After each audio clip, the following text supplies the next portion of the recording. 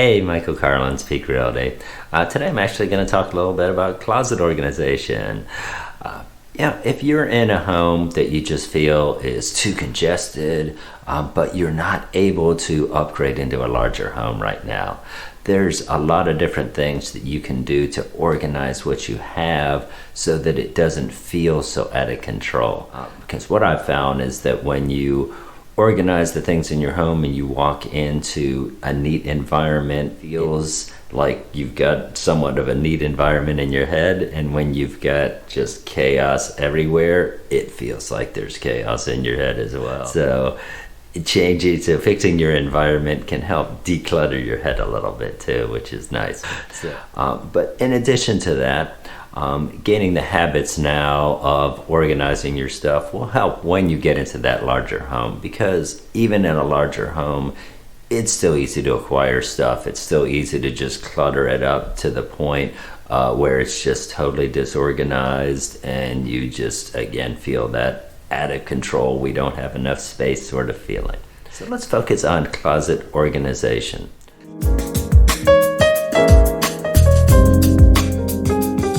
One of the first things to do is, of course, decluttering. To do that, you need to take pretty much everything out of the closet, and so you can sort through it.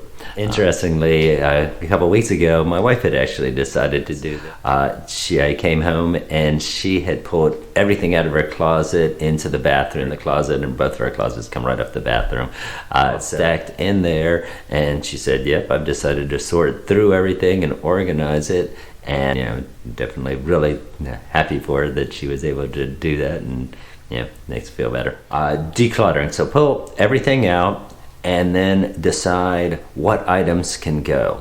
You need to channel your inner Marie Kondo and say, this sweater that my aunt knitted for me and gave me 6 years ago, it didn't really bring me much joy then, and it's definitely not brought me any joy since then. So it's time to just get rid of it. And I have something similar with that sweater that my grandma knitted me that I haven't worn, but I just feel like I can't get rid of it because my grandma made it for me. So those are items like at some point in time, they're just take a picture of it, save the picture, but get rid of the item that's bulking up your closet.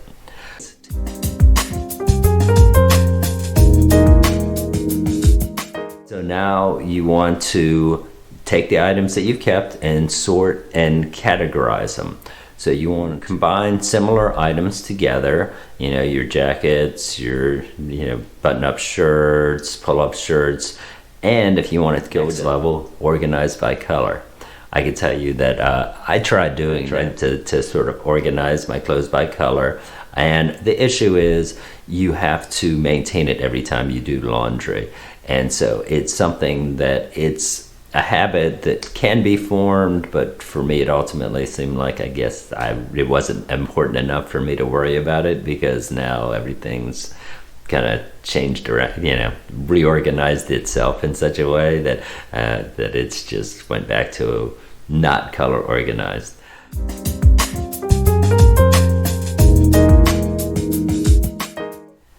Hanger use. That's another thing to look at. Not every hanger is created equal. They have these slim hangers, which are pretty nice because there's certain clothes items that just seem to keep sliding off. Had certain sweaters that, like Christmas sweaters, won't wear for a year, and I put on the plastic hangers and they slowly kind of stretch out the neck hole there. Some heavy jackets that, when I put on the plastic hangers, they just want to keep falling off. And so these no-slip hangers work for those as well. The other thing they have is the hangers that stack on top of each other. So if you've got a lot of thin items and you've got a bunch of vertical space, you take full advantage of it and put it on the hangers. Another tip that is something that I try to do to keep the clutter down is not add hangers to my closet. So if I get a new item, get some kind of gift or something like that, I try to find something in my closet that is ready to go so that I can throw that shirt out and put this shirt on that hanger. If the shirt's still in good condition, wouldn't throw it out. Use it for, donate it to charity. But a lot of times, the shirt's not in great condition, so then they become rags in the garage and then eventually go into the trash.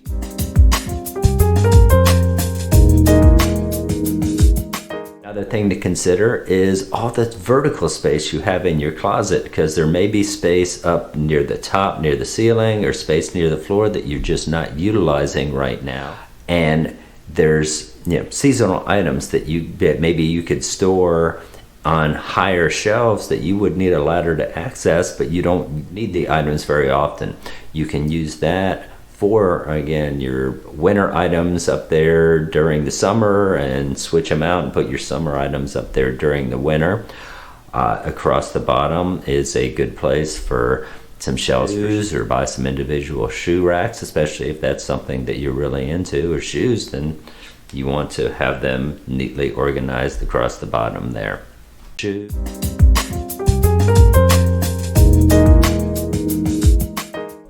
Drawer organization is another key area where you can help compact stuff by putting dividers. You can have single drawers that are used for multiple different items, and again, everything's kept neat and organized.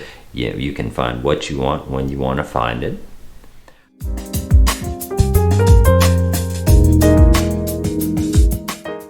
There's also some specialty solutions. You can certainly find a lot of different accessories online, different hooks or hangers that you can use.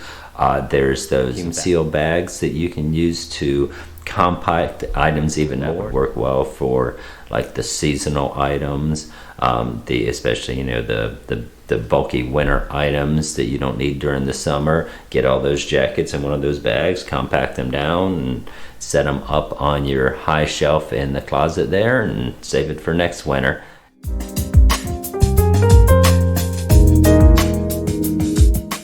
Hopefully some of these tips will help you in your journey of reorganizing the house, and this will help when you go to sell the house as well, assuming you're going to sell afterwards.